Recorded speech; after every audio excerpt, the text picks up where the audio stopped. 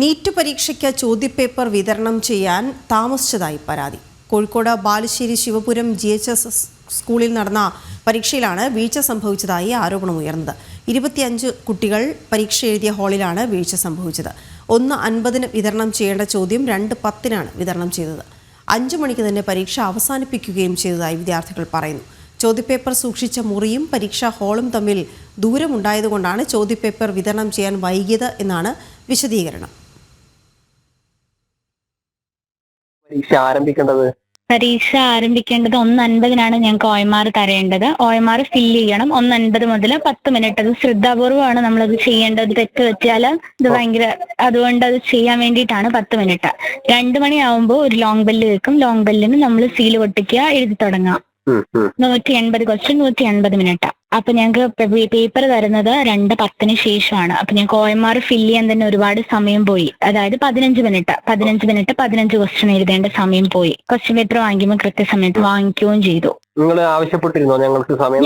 ചോദിച്ചു. ഞങ്ങൾ ഒരുപാട് പേര് ചോദിച്ചു. അവിടുന്ന് എക്സാം ഓടുന്ന മിസ് ഞങ്ങൾക്ക് സമയമായി, എഴുതി തുടങ്ങേണ്ട സമയം OMR പോലും ഫില്ല് ചെയ്തിട്ടില്ല. മിസ് പറഞ്ഞു നിൽക്കൂ, ഇത് കഴിയട്ടെ എന്ന് പറഞ്ഞു.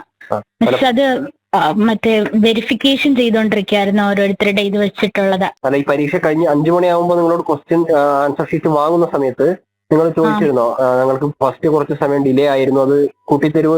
ഞങ്ങൾ എഴുതുമായിരുന്നു. ഞങ്ങൾക്ക് 2 മിനിറ്റ് കിട്ടി. അപ്പോഴത്തേക്കും മിസ് പറഞ്ഞു പെൻ ഡ്രോപ്പ് ചെയ്തേക്ക്, ക്വസ്റ്റ്യൻ പേപ്പർ തരൂ എന്ന് പറഞ്ഞു.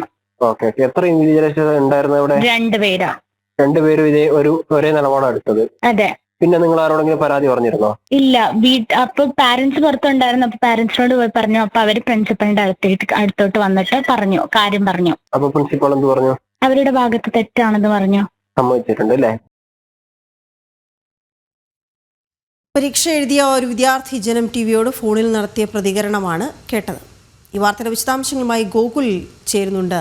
ഗോകുൽ, ഇത് ഈ പരീക്ഷ നടന്ന ആ സമയത്ത് തന്നെ ഒരുപക്ഷെ വിദ്യാർത്ഥികൾക്ക് അറിയിക്കാൻ കഴിഞ്ഞിരുന്നുവെങ്കിൽ അവർക്ക് സമയം നീട്ടി നൽകിയേനെ എന്നുള്ളതാണ് മറ്റൊരു ന്യായീകരണം ഉയരാനുള്ള സാധ്യത. പക്ഷെ പരീക്ഷ എഴുതിക്കൊണ്ടിരിക്കുന്ന വിദ്യാർത്ഥികൾക്ക് അതിന് സാധിക്കില്ല തന്നെ.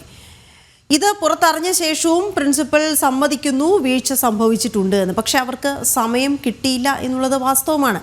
അപ്പോൾ ഈ കുട്ടികളുടെ കാര്യത്തിൽ എന്ത് നിലപാട് എടുക്കാൻ കഴിയും? ഇനി സ്കൂൾ അധികൃതർ ഏതെങ്കിലും തരത്തിൽ ഇത് അധികൃതരെ അറിയിക്കുമോ? വിവരങ്ങൾ എന്തൊക്കെ ലഭിക്കുന്നുണ്ട്?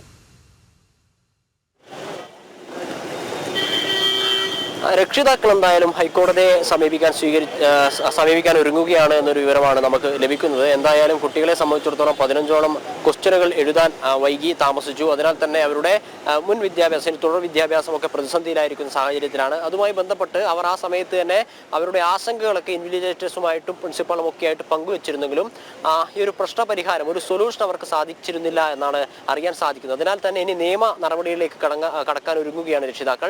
2 മണിക്കാണ് പരീക്ഷ ആരംഭിക്കുന്നത്. 2 മണിക്ക് കൃത്യം ആരംഭിച്ച് 5 മണിയോടുകൂടി പരീക്ഷ അവസാനിക്കുന്ന രീതിയിലാണ് നീറ്റ് പരീക്ഷ ക്രമീകരിച്ചിരിക്കുന്നത്. നമുക്കറിയാം 3 മണിക്കൂർ 180 ചോദ്യങ്ങളാണ് ഉണ്ടാവേണ്ടത്. അതുമായി ബന്ധപ്പെട്ട് 1:50 തന്നെ OMR ഷീറ്റ് വിതരണം ചെയ്യേണ്ടതുണ്ട്. പക്ഷേ കുട്ടികൾക്ക് വിതരണം ചെയ്ത് 20 മിനിറ്റ് വൈകി 2:10 കൂടിയിട്ടാണ്. പിന്നീട് ഇവർക്ക് ഈ OMR ഷീറ്റ് ഫില്ല് ചെയ്യണം. അവരുടെ ഡാറ്റാസ് ഒക്കെ ഫില്ല് ചെയ്തതിനു ശേഷം അതിനും ഒരു 5 മിനിറ്റ് എടുക്കുന്നു. അങ്ങനെ 2 മണിക്ക് കൃത്യം പരീക്ഷ ആരംഭിക്കേണ്ടത് 2:15 കൂടിയിട്ടാണ് കുട്ടികൾക്കൊക്കെ പരീക്ഷ ആരംഭിക്കാൻ പറ്റിയത് എന്നുള്ളതാണ്. അതായത് 15 മിനിറ്റോളം ചോദ്യങ്ങൾ എഴുതാൻ സാധിച്ചില്ല.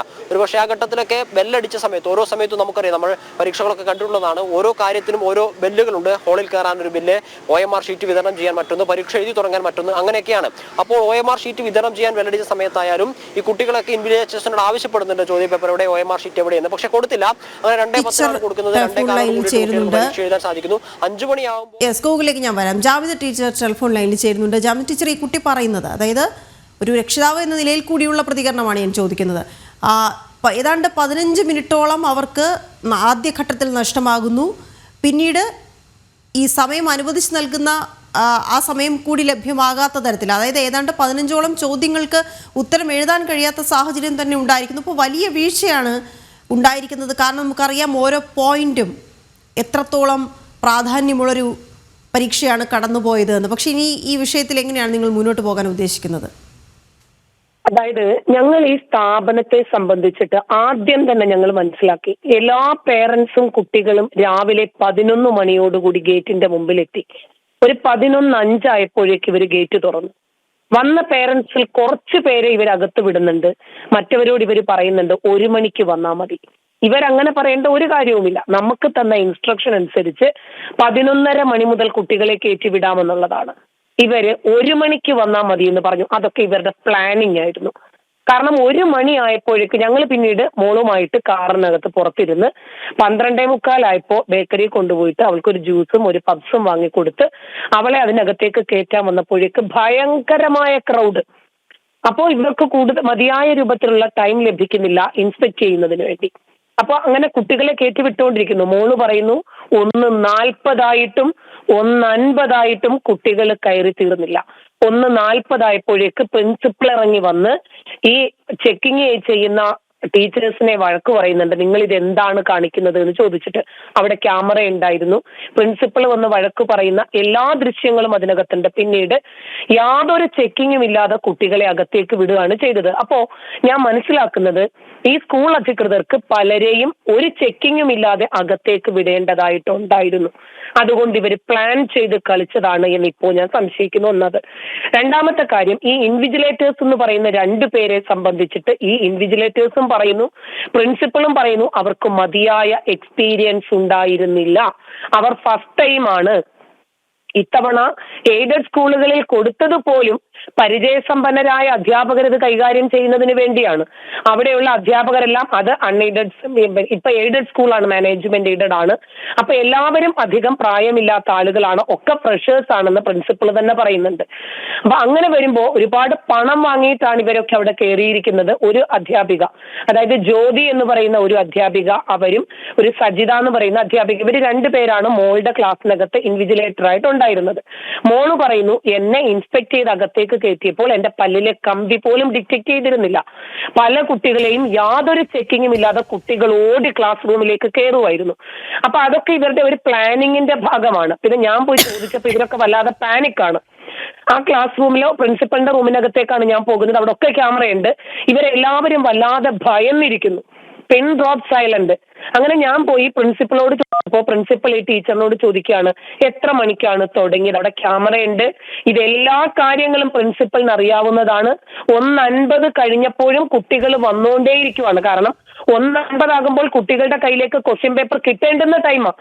ആ ടൈമിലും കുട്ടികൾ വന്നുകൊണ്ടേയിരിക്കുകയാണ്. ഈ ടൈമിൽ ലാസ്റ്റ് ടൈം വന്നിട്ട് ഒരു ക്രൗഡ് സൃഷ്ടിക്കുക എന്നത് ഇവർ മനഃപൂർവ്വം പ്ലാൻ ചെയ്തതാണ് എന്ന് ഇപ്പോൾ ഞാൻ സംശയിക്കുന്നുണ്ട്.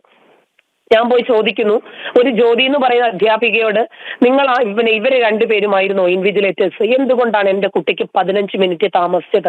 ഈ 5-ാം നമ്പർ റൂമിൽ നിന്ന് മാത്രം 25 കുട്ടികൾ നിലവിളിയോടുകൂടി ഇറങ്ങാൻ എന്താണ് കാരണം? അതിലൊരാൾ എന്റെ മകളായിരുന്നു. എന്തുകൊണ്ട് നിങ്ങൾ 15 മിനിറ്റ് ഡിലേ ചെയ്ത് എക്സാം തുടങ്ങി? അതിനവർ പറയുന്ന കാരണം, സ്റ്റെപ്പ് കയറി അങ്ങ് വരണം, ഇങ്ങ് വരണം, എനിക്ക് ക്വസ്റ്റ്യൻ പേപ്പർ കിട്ടിയത് താമസിച്ചു പോയി, ഞാൻ ഫസ്റ്റ് ടൈം ആണ്, സീല് പൊട്ടിക്കാൻ അറിയില്ലായിരുന്നു, സീല് പൊട്ടിച്ചു വന്നപ്പോഴേക്ക് താമസിച്ചു പോയി. അപ്പൊ 2 മണിയായപ്പോ കുട്ടികൾ പറയുന്നുണ്ട്, മിസ്സേ ക്വസ്റ്റ്യൻ തായോ? അപ്പൊ 2 മണിയാകട്ടെ. ആക്ച്വലി 1:50 കൊടുക്കേണ്ടതാണ് ക്വസ്റ്റ്യൻ പേപ്പർ. എന്നിട്ട് OMR ഫില്ല് ചെയ്യണം ഈ കുട്ടികൾ. അത് കുറേ അധികമുണ്ട്. ഇത് ഫില്ല് ചെയ്ത് കഴിഞ്ഞിട്ട് കൃത്യം 2 മണിക്ക് തുടങ്ങേണ്ടുന്ന എക്സാമിന് ഇവർ 2 മണിക്ക് സീല് പൊട്ടിച്ചുകൊണ്ടിരിക്കുവാണ്. പിന്നീട് വീണ്ടും 5 മിനിറ്റ് കൂടി താമസിച്ചിട്ടാണ് ഈ കുട്ടികളുടെ കയ്യിലേക്ക് ഈ ചോദ്യപേപ്പർ കിട്ടുന്നത്. അപ്പൊ എന്നാൽ ലാസ്റ്റ് സമയത്ത് ഇവർ എക്സ്റ്റെൻഡ് ചെയ്ത് കൊടുക്കേണ്ടുന്ന ടൈം ഇവർ എക്സ്റ്റെൻഡ് ചെയ്ത് കൊടുത്തുമില്ല. ആക്ച്വലി ആദ്യമായിട്ടാണ് ഈ സ്കൂളിന് ഇങ്ങനെ ഒരു ഓപ്ഷൻ കിട്ടുന്നത്. അങ്ങനെ ഉള്ള സ്ഥിതിക്ക് എല്ലാ ക്ലാസ് റൂമിലും ക്യാമറയുള്ള സ്ഥിതിക്ക് തീർച്ചയായിട്ടും HM അത് നോക്കേണ്ടതായിരുന്നു. അതല്ലെങ്കിൽ അതിനുവേണ്ടി നിയോഗിക്കപ്പെട്ട അധ്യാപകനോ അധ്യാപികയോ അത് നോക്കേണ്ടതായിരുന്നു. ഞാൻ ഇത് ചെന്ന് ചോദിച്ചപ്പോൾ പ്രിൻസിപ്പൽ ഈ ടീച്ചേഴ്സിനോട് ചോദിക്കുന്നു, നിങ്ങൾ വൈകിയോ?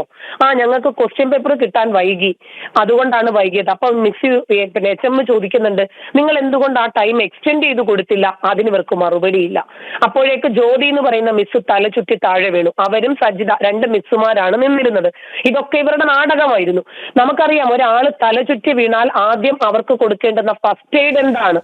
അതുപോലും കൊടുക്കാതെ അപ്പുറത്തൊരു റൂമിൽ കൊണ്ടുപോയി അവരെ ഇരുത്തി. അവര് ഡെസ്കിന്റെ പുറത്ത് മുഖം ഇങ്ങനെ കമിഴ്ത്തി, കയ്യിൽ കമിഴ്ത്തി, പിന്നെ അവര് ബെഞ്ചിൽ ഇരിപ്പുണ്ട്. അവർക്ക് എന്തെങ്കിലും ഒരു ഗ്ലാസ് വെള്ളം കൊടുക്കുകയോ ഒരു മെഡിസിൻ കൊടുക്കുകയോ ആരെങ്കിലും അവരെ ഒന്ന് കെയർ ചെയ്യുകയോ ഒന്നും ചെയ്തിട്ടില്ല. അപ്പോൾ ഇതൊക്കെ പ്ലാനിങ് ആണ്. ഇവർ തലചുറ്റി വീഴുന്നത് പോലെ ആക്ട് ചെയ്യുന്നു. ഒരല്പം കഴിഞ്ഞപ്പോൾ ഞാൻ അകത്തേക്ക് ചെല്ലുന്നു ഇവർക്ക് എന്താണ് സംഭവിച്ചതെന്ന് നോക്കാൻ. അപ്പോൾ ഒരു അധ്യാപകൻ വന്ന് ഡോറിൽ മുട്ടിയിട്ട് ഡോറ് ക്ലോസ് ചെയ്തിരുന്നില്ല. അപ്പൊ ഞാനും കൂടി അകത്ത് നിൽക്കുന്നത് കൊണ്ട് കുഴപ്പമുണ്ടോ? ഇല്ല, കുഴപ്പമില്ല എന്ന് ഞാൻ പറഞ്ഞു. നിങ്ങൾ ആരാണ്? അത് ഞാൻ ഇവരുടെ ഹസ്ബൻഡാണ്. ഞങ്ങളുടെ കല്യാണം കഴിഞ്ഞിട്ട് 2 ആഴ്ചയായിട്ടുള്ളൂ, ഞങ്ങളെ ബുദ്ധിമുട്ടിപ്പിക്കരുത്, അവർക്ക് BP കുറച്ച് ലോ ആണ്. ഞാൻ പറഞ്ഞു അതൊന്നും എന്റെ വിഷയമല്ല. എനിക്കറിയേണ്ടത് ഇവർ എത്ര മണിക്കാണ് ക്വസ്റ്റ്യൻ കൊടുത്തത്. അവിടെ ക്യാമറ ഉണ്ടല്ലോ, ക്യാമറ നോക്കിയാൽ അറിയാമല്ലോ എന്തുകൊണ്ട് ആ 15 മിനിറ്റ് നിങ്ങൾ എക്സ്റ്റെൻഡ് ചെയ്ത് കൊടുത്തില്ല. ഇത് മാത്രമേ എനിക്ക് അറിയേണ്ടതുള്ളൂ. അത് സ്റ്റെപ്പിൽ കയറി വരുമ്പോ ഇൻസ്പെക്ഷന്, പിന്നെ ഇൻവിജിലേറ്റർ, അവിടെ അധ്യാപകരുണ്ടാകണം, ഇങ്ങനെ എങ്ങും തട്ടാതെയുള്ള കുറെ കാരണങ്ങളാണ് ഈ ജ്യോതി എന്ന് പറയുന്ന മിസ്സിന്റെ ഹസ്ബൻഡ് പറയുന്നത്. അയാളും അവിടുത്തെ ഇൻവിജിലേറ്റർ സ്ഥാനത്ത് ഇന്നലെ ഉണ്ടായിരുന്ന ആളാണ്. അയാൾ പറഞ്ഞു എന്റെ ക്ലാസ് റൂമിലൊക്കെ കൃത്യമായിട്ടുള്ള ടൈമിൽ ഞാൻ കൊടുത്തിട്ടുണ്ട്. എന്നിട്ട് HM ഞങ്ങളുടെ മുമ്പിൽ വെച്ചിട്ടൊരു നാടകം കളിച്ച് ഈ ഇൻവിജിലേറ്റേഴ്സിനെ വഴക്ക് പറയുകയാണ്. നിങ്ങൾ ഇനിയിപ്പോ അതൊന്നും പറഞ്ഞിട്ട് കാര്യമില്ല, കുട്ടിക്ക് കിട്ടേണ്ടുന്ന അവകാശമാണല്ലോ നിങ്ങൾ തട്ടിയെടുത്തത്. ഇതെല്ലാം പ്രിൻസിപ്പളിന്റെ അറിവോടുകൂടിയാണ് ഇത് സംഭവിക്കുന്നത്. കാരണം 1:50 ആകുമ്പോൾ കൊടുക്കേണ്ടുന്ന ചോദ്യപേപ്പർ 1:50 ആയപ്പോൾ ഇവിടെ ഇൻസ്പെക്ഷൻ നടന്നുകൊണ്ടിരിക്കുന്നതേ ഉള്ളൂ. പിന്നെ സമയമില്ല, പിന്നെ മതിയായ സമയമില്ലാത്തത് കൊണ്ട് ആരെയും യാതൊരു ചെക്കിങ്ങും ഇല്ലാതെ അകത്തേക്ക് വിടുകയാണ്. ഇങ്ങനെ നിരുത്തരവാദപരമായിട്ടാണ് നീറ്റ് പരീക്ഷ ഈ സ്ഥാപനം കൈകാര്യം ചെയ്തിരിക്കുന്നത്.